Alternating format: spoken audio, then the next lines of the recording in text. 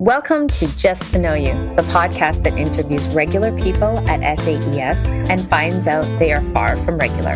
That's right. I'm your host, Darian Batten. And I'm Angela Kerskaden. Let's get started.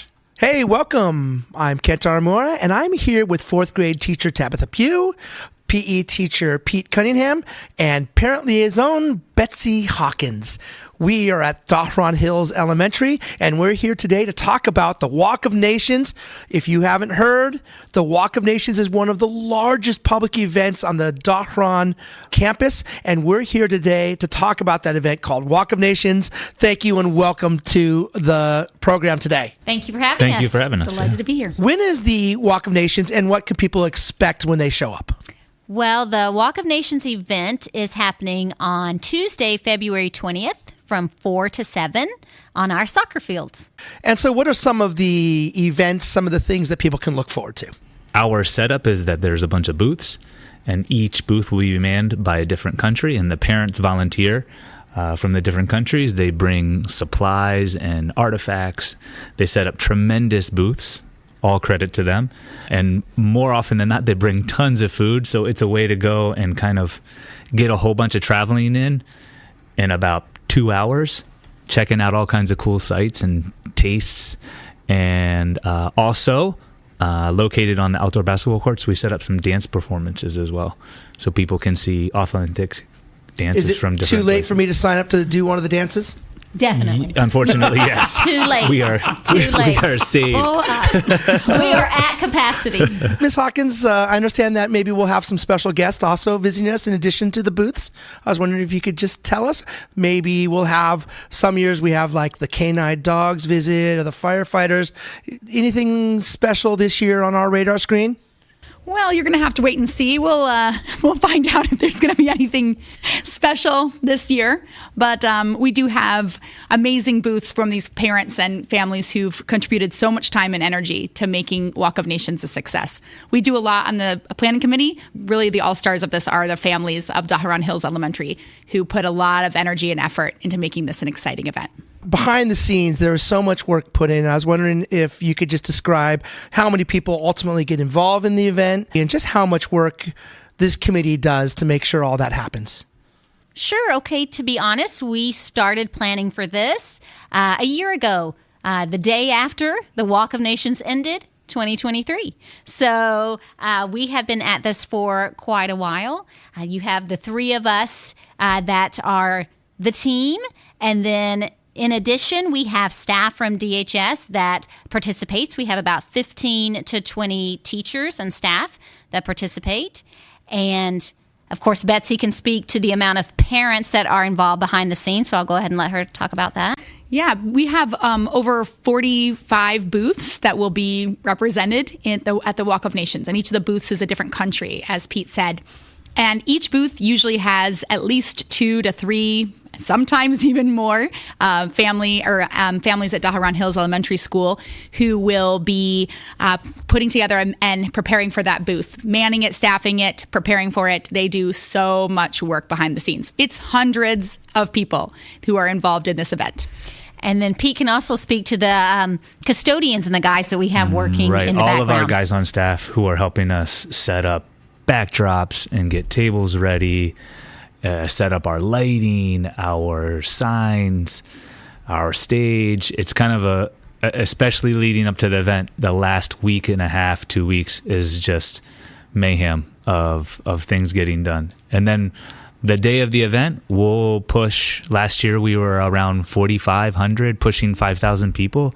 So it'll be a loaded event. Our campus will be just full of people, and it's always a really cool special event here on campus. 5,000 people. Yeah, 5,000. Wow, that's incredible. Will we expect maybe some people even outside of the Dhahran community to join us for this event?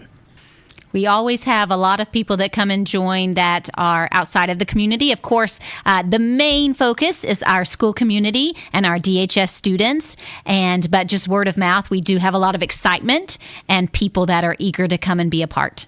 What is the secret sauce to this event that calls out to people and speaks to them? I think it's a spirit of community. I think everyone has country pride. They have pride for where they come from. They have pride for where they are. And then they're also very excited to celebrate each other. Absolutely, I agree. There's nothing better than to go to a booth of a country that you've been to, and or to see a child go to a booth of a country that they've been to, and they say, "Oh, I've been to that place. I know where that is," and to build that connection with each other. And it's a great way for our amazing community here to feel connected with each other and connected with this our global community as well. And I want to jump in real quick just to put a shout out for our Tour the World activity that the K4 through 4th graders get a chance to participate in, where they go around to each continent and visit the booths and then collect stickers for a chance of a special prize the next day at school. I've already had students asking if the Tour of the World will be back. If you had to choose your personal favorite part of the Walk of Nations, I'm going to put you on the spot here a little bit. What is your thing that you're looking most forward to?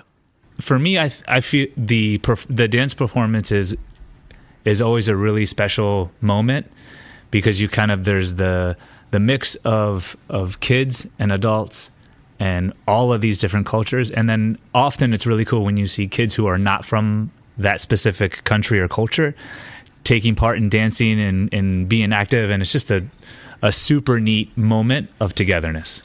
It sounds weird, but I really like the setup.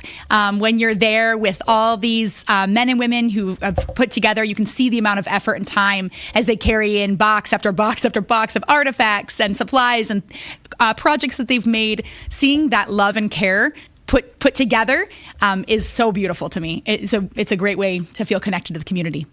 And I think I have to say, just as the event is going on, just the magic and the atmosphere that you feel as you see kids running from booth to booth, as you see parents interacting and engaging with each other, and as you see people clapping along to the dance performances, I think it's the whole package.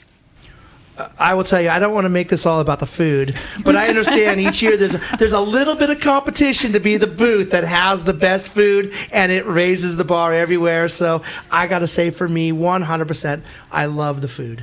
So again, the day is Tuesday, February 20th, 4 to 7 p.m. Is that correct? That is correct. Okay, well, let's go around the table one more time and just say final words about, personally, what does it mean to you to get to this point where we're going to have thousands of members of our community join us here at our school? What does it mean to you to see that?